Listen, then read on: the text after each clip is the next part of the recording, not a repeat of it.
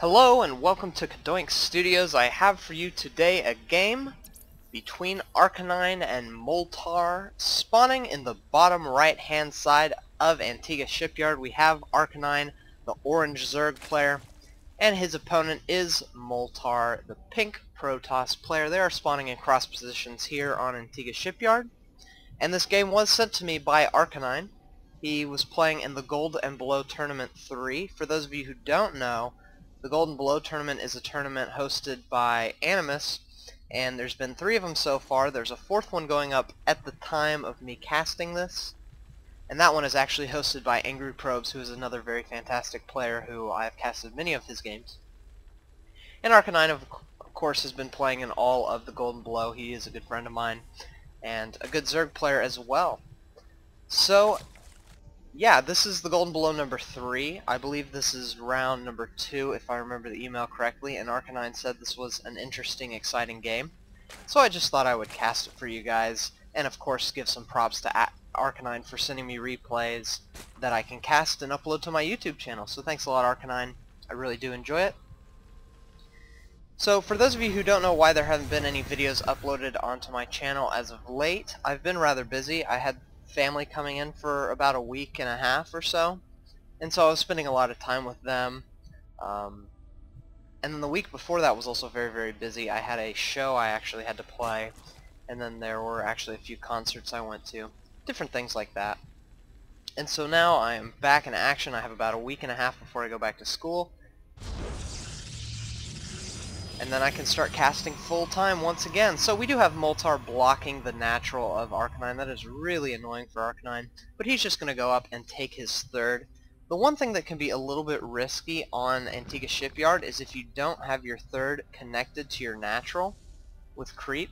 A lot of players, a lot of Protoss players will go Phoenix Void Ray, or Void Ray Phoenix, and then kind of put on early pressure, and if they force you to take that 3rd before taking your natural, they can really harass you hard. Another thing they can do is a little bit of a cannon rush. Arcanine can see this.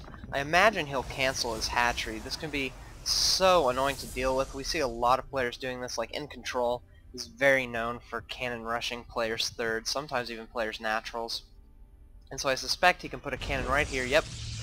And it'll make it a lot more difficult for Zerglings to get in and do anything. If he wants, he can put another pylon or another cannon here, and it should block off this.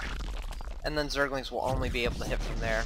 And see, he just has to cancel the pylon right, or excuse me, cancel the cannon right after the hatchery gets canceled. But look at this! Oh my gosh, Arcanine being such a devious little Zerg player is building a hatchery in Moltar's base.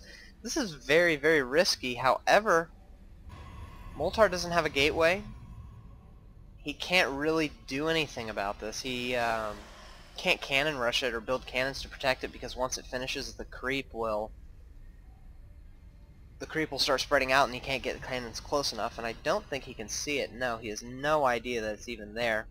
So Arcanine could use this to get a great advantage. He could build a queen and then start putting some spine crawlers up, and it'll be pretty hard for Moltar to deal with this. Gateway just now going down, not even halfway finished. This is going to be so bad if Arcanine gets this completed.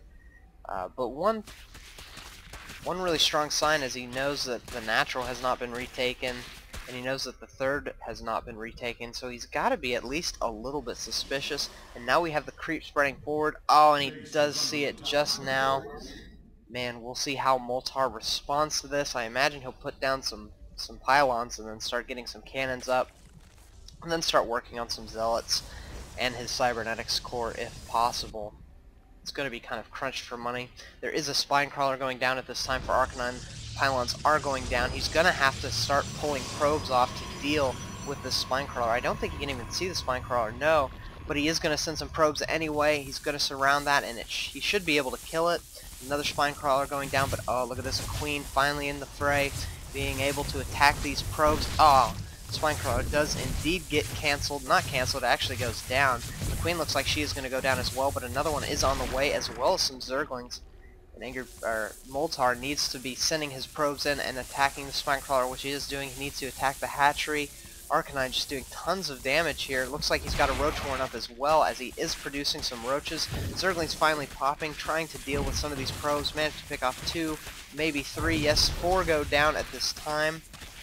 Is it going to get a 5th? Yep, a 5th. A 6 go down. In fact, we see, wow, 8 in total.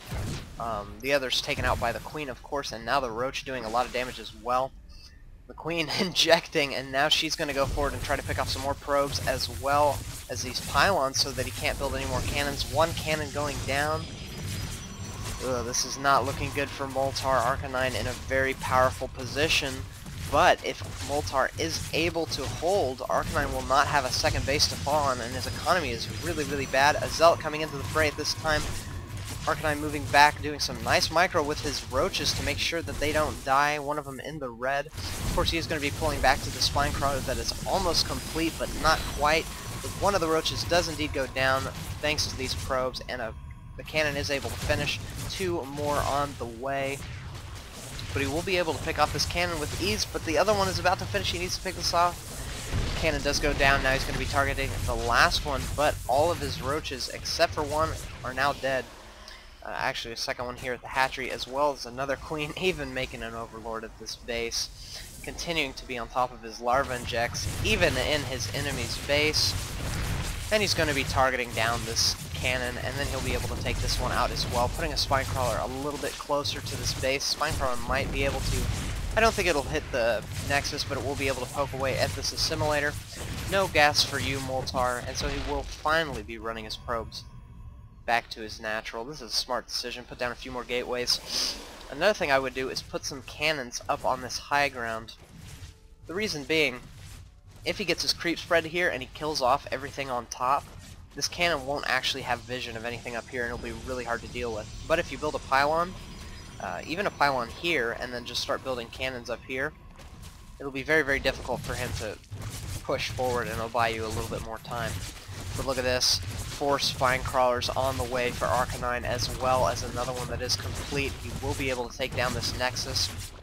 Also going to be getting up an evolution chamber in his opponent's base to add insult to injury.